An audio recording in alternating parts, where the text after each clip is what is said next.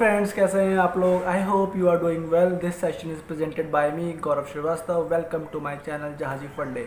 यार पिछले वाले वीडियोस में हमने बहुत सारे टॉपिक्स को डिस्कस किया हुआ है। आप जाके मैं डिस्क्रिप्शन लिंक पे क्लिक करना, वहाँ पे मेरे चैनल के लिंक है, वहाँ पे आप क्लिक करना और आपको मेरी सारी वीडियोस मिल जाएंगी। बहुत सारी इन्फॉर्मेटिव वीडियो मैंने बनाई हुई है, तो प्लीज़ आप जाके चेक करो, वहाँ पे जाके पढ़ो और सीखो। ठीक है, इस वाली वीडियो में मैं आपको बताऊँगा कुछ डाउट मेरे दोस्तों ने मुझसे पूछा था। Clarification of rule number 8 action to avoid collision का फॉक्सट्रॉट पार्ट, कि फॉक्सट्रॉट पार्ट कहाँ पे अप्लाई होना चाहिए, कहाँ अप्लाई होता है। तो इस वाली वीडियो में मैं आपको बताऊंगा कि रूल नंबर 8F एक्चुअल में क्या है, उसकी अंडरस्टैंडिंग क्या है और ये रूल नंबर 8 कहाँ पे अप्लाई होता है। ठीक है, तो यार इससे पहले आप मेरे चैनल को सब्सक्राइब कर देना।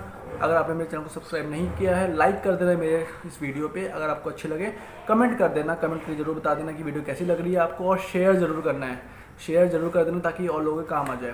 ठीक है, तो चलो फिर स्टार्ट करते हैं रूल नंबर 8 का foxtrot part, clarification rule number 8F action to avoid collision. तो चलो स्टार्ट करते हैं फिर। What does rule 8F says? First part says a vessel which by any of these rules is required not to impede the passage or safe passage of another vessel shall, when required by the circumstances of the case, take early action to allow sufficient sea room for the safe passage of another vessel. तो जो first part है वो सिर्फ give way vessel के action को explain कर रहा है। Means action taken by the give way vessel before ROC. ROC होने से पहले की सिचुएशन में जो गिव वे वेसल एक्शन लेगा वो 8F1 एक्सप्लेन कर रहा है that give way vessel have to take early action to allow sufficient sea room for the safe passage of another vessel.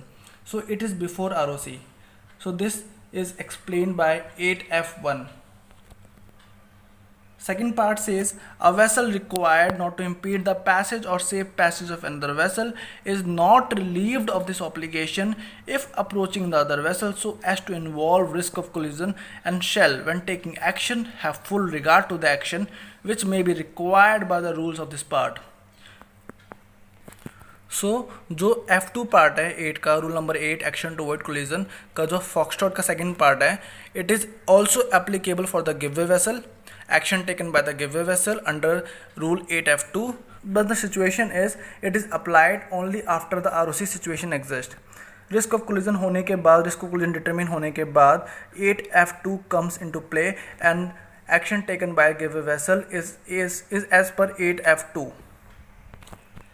And the third part says a vessel the passage of which is not to be impeded remains fully obliged to comply with the rules of this part when the two vessels are approaching one another so as to involve risk of collision.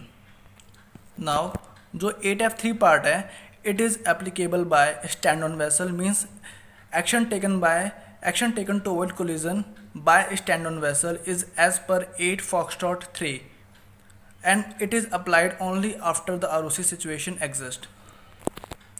Now हमने 8F के part को discuss तो कर लिया, लेकिन 8F के parts जो हैं वो कुछ सर्टेन सिचुएशंस के लिए ही एप्लीकेबल हैं। सब सिचुएशन, सब giveaway vessel, stand on vessel situation के लिए 8F एप्लीकेबल नहीं होता है, सिर्फ कुछ सिचुएशंस के लिए एप्लीकेबल है, जो कि rule number 9 Bravo, 9 Charlie, 9 delta में गिवन है, 10 इंडिया, 10 जूलियट में गिवन है, और 18 डेल्टा, 18 एको और 18 फॉक्सट्रॉट में गिवन है। सिर्फ इन 8 स्टेटमेंट्स में जो सिचुएशंस गिवन है कॉलरेक्स की, उसमें ही 8F अप्लाई होगा, क्योंकि इन वर्ड्स, इन लाइंस में, इन स्टेटमेंट्स में एक वर्ड यूज़ हुआ है not to impede. Not to impede मतलब not to block the safe passage of another vessel और not to obstruct the safe passage of another vessel. तो इन्हीं सर्टेन सिचुएशंस के साथ ही 8F एप्लीकेबल है, सब सिचुएशंस के साथ 8F एप्लीकेबल नहीं होता है। जस्ट लाइक अभी आप देख सकते हो, मैंने अपनी आरओआर की बुक खोली हुई है, इसमें 9 ब्रावो, 9 चार्ली और 9 डेल्टा की बात हो रही है। तो अगर आप देखोगे 9 ब्रावो, 9 चार्ली, 9 डेल्टा में एक वर्ड कॉमन है, not impede the passage, not impede the passage and impede the passage of a vessel. So the word impede used in all Bravo, Charlie and Delta. So in situation के साथ, जो situation in statements में given है, उनके साथ ही सिर्फ और सिर्फ 8F अप्लाई होगा और किसी के साथ 8F अप्लाई नहीं होता है। This is about rule number 9 narrow channels. Now I open rule number 10. As you can see here, down here, 10 INJ. A vessel engaged in fishing shall not impede. Impede word also used in I, and impede word also used in J.